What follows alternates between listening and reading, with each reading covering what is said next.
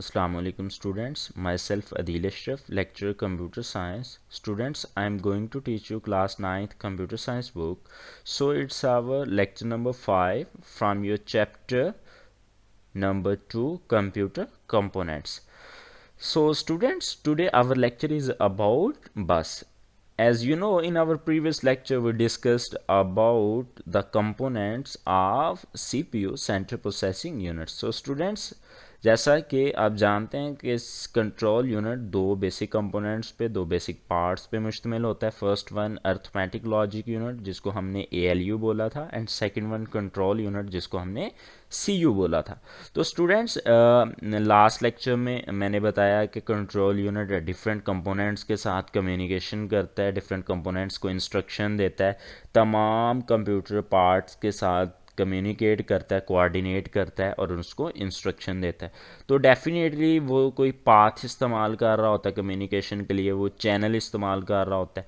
जितने भी कंपोनेंट्स हैं वो आपस में कनेक्टेड होते हैं, वो आपस में कम्युनिकेशन कर रहे होते हैं. तो स्टूडेंट्स, आज का लेक्चर उसी पाथ के मतलब है हमारा, कि उस पाथ को बोलते क्या हैं और कम्युनिकेशन किस तरह से हो रही होती है. अब देखिएगा कि आपके पास जो कंप्यूटर है वो इलेक्ट्रिकल सर्किट का कम्बिनेशन है, और जितने भी पाथ्स होंगे कंप्यूटर कंपोनेंट्स के दरमियान वो सारे के सारे इलेक्ट्रिकल पाथ्स होंगे. तो स्टूडेंट्स, वो इलेक्ट्रिकल पाथ्स कंप्यूटर सिस्टम के अंदर जिसके थ्रू आपका डाटा ट्रांसफ़र होता है between different components of computer system, उसको स्टूडेंट्स हम बस बोलते हैं, या सिंपल वर्ड में कंप्यूटर बस कॉल करते हैं. मैं एक दफ़ा दोबारा रिवाइज कर देता हूँ इस चीज़ को.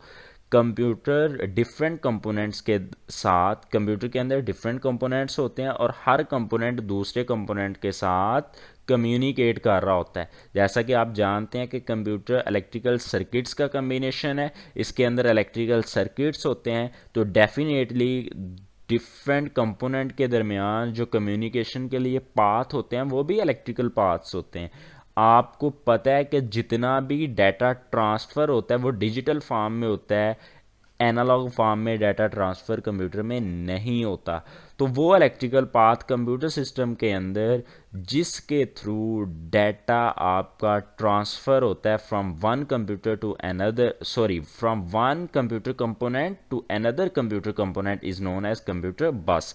तो स्टूडेंट्स देखिएगा, the electrical paths inside the computer system through which the data is transferred between different components of computer system is called computer bus. जी तो स्टूडेंट्स, अब हम देखते हैं कि हमारे पास टाइप्स कौन सी हैं, हमारे पास कंप्यूटर बसेस की कौन सी मेजर टाइप्स हैं. तो बेसिकली दो मेजर टाइप्स हैं कंप्यूटर बसेस की. फर्स्ट वन एक्सपेंशन बस एंड सेकंड वन सिस्टम बस. तो स्टूडेंट्स देखिएगा, एक तो ये चीज़ है कि कंप्यूटर अपने इंटरनल पार्ट्स के साथ, इंटरनल कंपोनेंट्स के साथ कम्युनिकेशन कर रहा होता है, और सेकंड ऑप्शन ये बचता है, या सेकंड जो हमारे पास कम्युनिकेशन होता है वो एक्सटर्नल डिवाइसेस के साथ कंप्यूटर को कम्युनिकेशन करना पड़ता है. फॉर एग्जांपल, आप कंप्यूटर के साथ USB अटैच करते हैं, तो USB आपके पास एक्सटर्नल पार्ट है, एक्सटर्नल डिवाइस है जो आपने बाहर से कंप्यूटर के साथ अटैच की. तो कंप्यूटर को डेफिनेटली एक्सक्यूज़ मी, तो कंप्यूटर को डेफिनेटली उस USB, उस एक्सटर्नल डिवाइस के साथ भी क्या करना है, कम्युनिकेट करना है.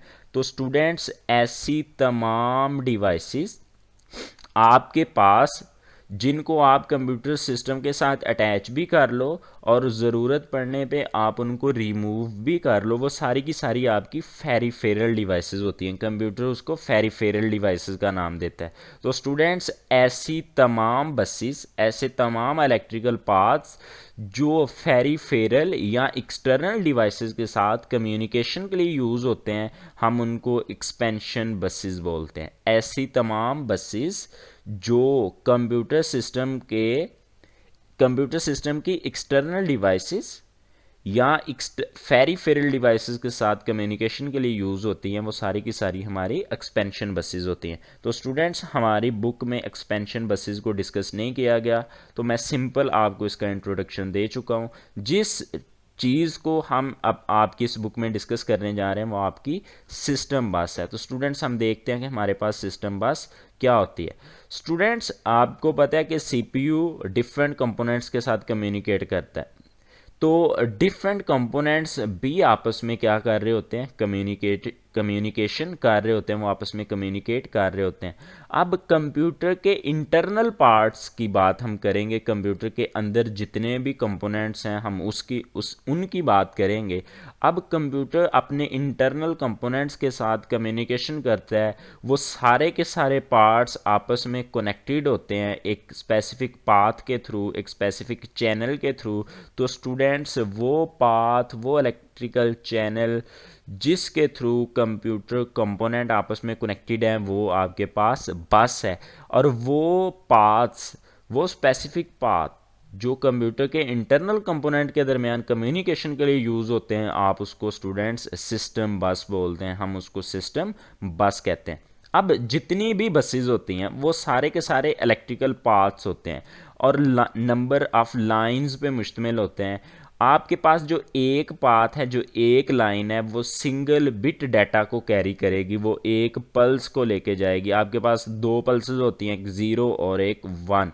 ज़ीरो को आप नेगेटिव वोल्टेज बोलते हो, वन को आप पॉजिटिव वोल्टेज कॉल करते हैं। तो स्टूडेंट्स आपके पास जो बस है वो नंबर ऑफ लाइंस पे मुश्तमिल है। आप एक पाथ, एक लाइन के अंदर से एक सिंगल बिट डाटा कैरी कर सकते हैं, या कंप्यूटर एक पाथ से, एक लाइन से सिंगल बिट डाटा कैरी करता है।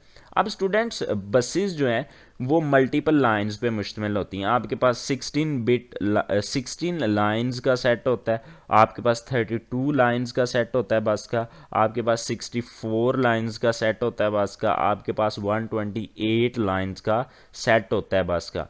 अब स्टूडेंट्स देखिएगा कि आपके पास, अभी मैंने बताया आपको कि एक बस, एक लाइन एट अ टाइम एक बिट डाटा कैरी करती है।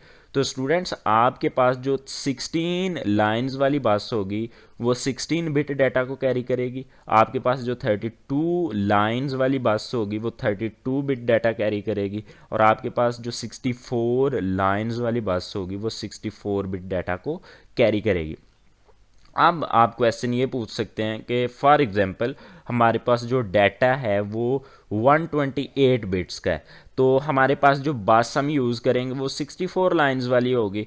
तो 128 ज़्यादा हैं, 64 लाइंस कम है, तो डाटा तो ट्रांसफ़र नहीं होगा। तो स्टूडेंट्स इसमें कुछ यूँ होता है कि हमारा डाटा पहले डिवाइड होता है उस स्पेसिफिक लिमिट पे जो वो ट्रांसफ़र हो सके। तो हमारे पास डाटा कितना था, 128 बिट।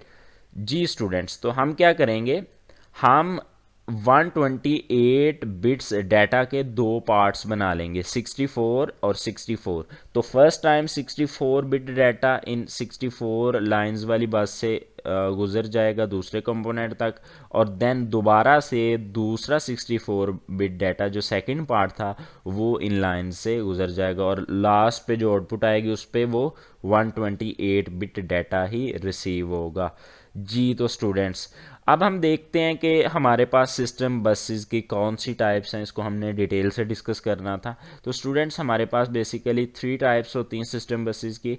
फर्स्ट वन डाटा बस, second one address bus and third one control bus. अब आपके पास इन बसेस को, इन टाइप्स को, जो कि सिस्टम बसेस की टाइप्स हैं, डाटा बस, एड्रेस बस, कंट्रोल बस, इसको इंशाल्लाह हम अपने नेक्स्ट लेक्चर में डिस्कस करेंगे। आज के लिए इतना ही। इस चीज़ को रिवाइज कीजिएगा अच्छे से, ये बहुत इंपॉर्टेंट टॉपिक है आपके एग्जामिनेशन पॉइंट ऑफ व्यू से। पेपर में अक्सर लॉन्ग क्वेश्चन में 8 नंबर का ये क्वेश्चन आया होता है। तो स्टूडेंट्स अपना बहुत ज़्यादा ख्याल रखिएगा, दुआओं में याद रखिएगा। अल्लाह हाफिज़।